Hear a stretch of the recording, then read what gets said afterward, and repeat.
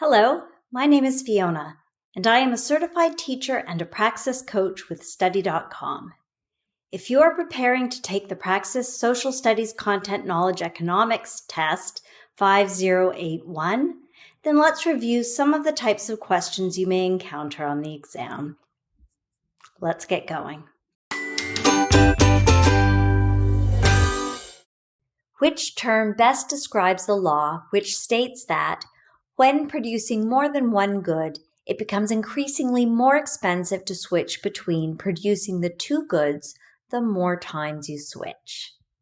Now, before we get into the answers, I wanted to talk about opportunity costs. When resources are less adaptable, if moving from production of X to Y, increase more of X, giving up more of Y. All right, I want to keep that in mind when we go through the answers. A, law of adjustment. There is no law of adjustment, so we can rule that one out. B, market equilibrium. The situation where demand of a product is equal to the supply of the product. This occurs when the market is stable, and this has nothing to do with the question asked. C, law of supply and demand. If the supply of a product is greater than the demand of the product, then the price of the product will drop. If it is the reverse situation, then the price of the product will increase. Again, this is not anything to do with switching between the production of products, so it's not the law of supply and demand. Now let's look at the law of diminishing returns. When you have a fixed variable in a production process and add more of the other variable, the total output produced by the other variable will fall. This matches precisely with what our question is asking.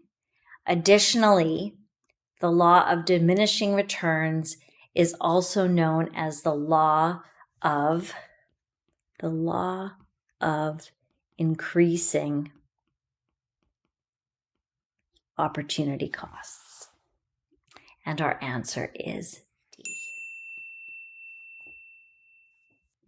What is the difference between the nominal interest rate and the real interest rate?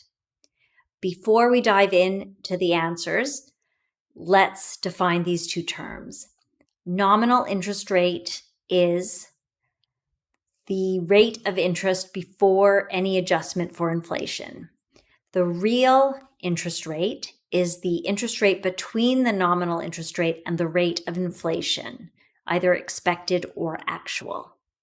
All right, our possible answers. A, the nominal interest rate reflects the estimated interest rate, whereas the real interest rate is the interest rate actually published by the bank. That is not our answer.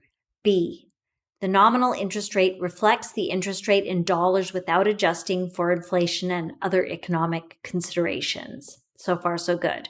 Whereas the real interest rate is the nominal interest rate adjusted for inflation and other economic considerations.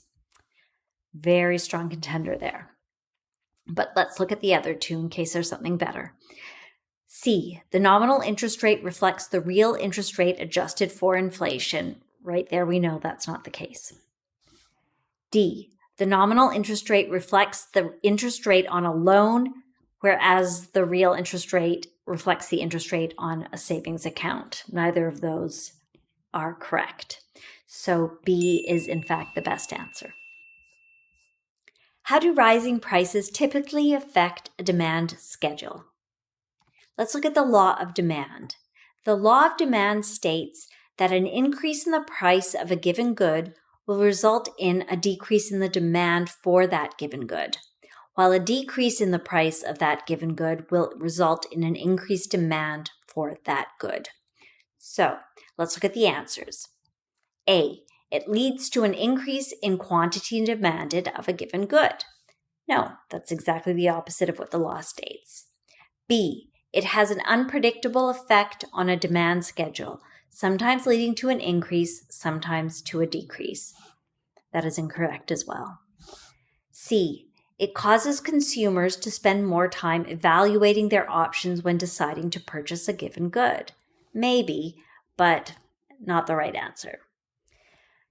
D, it leads to a decrease in quantity demanded of a given good. So based on the law of demand, this is the correct answer. When the question is again, how do rising prices typically affect a demand schedule? I hope I was able to answer your questions so that you can get a better understanding of the topics you can expect to find on the test.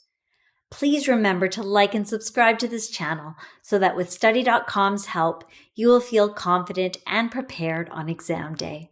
Bye for now.